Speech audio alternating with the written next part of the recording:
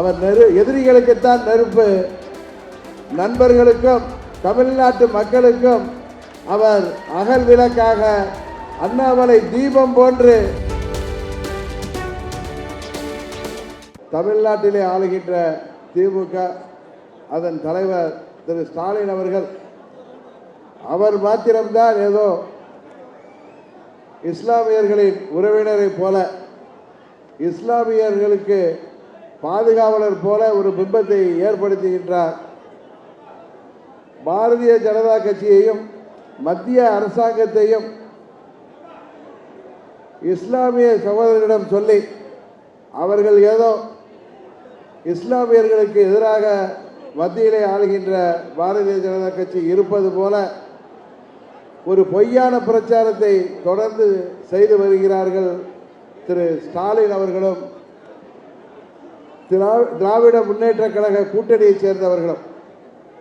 ஆனால் இங்கே வருகை புரிந்திருக்கின்றோம் சரி, தமிழ்நாட்டிலே வாழ்கின்ற இஸ்லாமிய சொந்தங்கள் ஒன்றை நினைத்து பார்க்க வேண்டும். 99 பாரதிய ஜனதா கூட்டணியில மத்தியிலே ஆட்சியிலே அங்கம் வகித்தவர்கள் தான் திராவிட முன்னேற்ற கழகத்தை சேர்ந்தவர்கள். அவர்கள் அங்கே அமைச்சர்களாக இருந்தவர்கள்.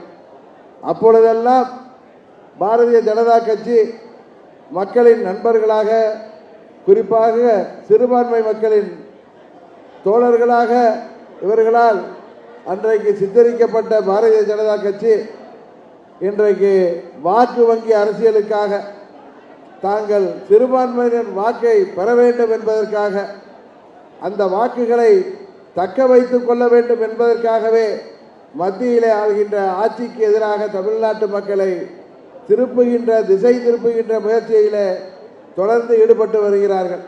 அது மும்மொழி கொள்கையாக இருக்கட்டும், சிறுபான்மையிற்கு எதிரான எந்த ஒரு திட்டத்தையும், குறிப்பாக தமிழ்நாட்டிலே வாழ்கின்ற மக்களுக்கு எதிராக எந்த ஒரு சட்டத்தையும் திட்டத்தையும் பாரதிய ஜனதா கட்சி கொண்டு வரவில்லை என்பதை அனைவரும் உணர்ந்து வருகிறார்கள்.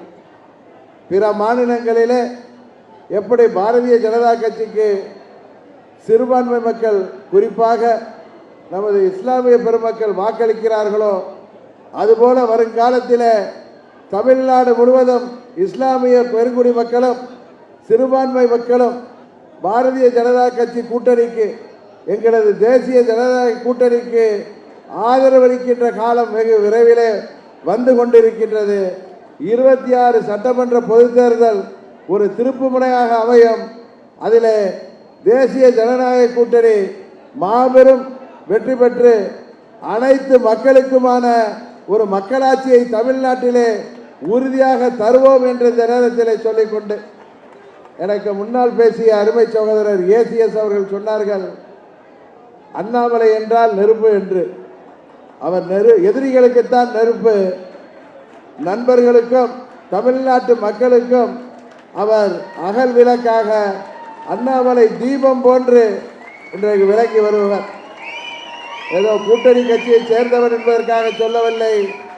உண்மையிலேயே பாரதிய ஜனதா கட்சியின் தலைவர்கள் ஒரு சிறந்த மனிதரை, நல்ல மனிதரை, நல்ல படித்தவரை பாரதிய ஜனதா கட்சியின் தலைவராக நியமித்திருக்கிறார்கள். இன்றைக்கு திமுக அண்ணாமலை என்றாலே நடுங்குகின்ற அளவிற்கு அவர் செயல்பாடுகள் இருந்து வருகிறது. தொடர்ந்து அவரது செயல்பாடுகள் இருக்கும்.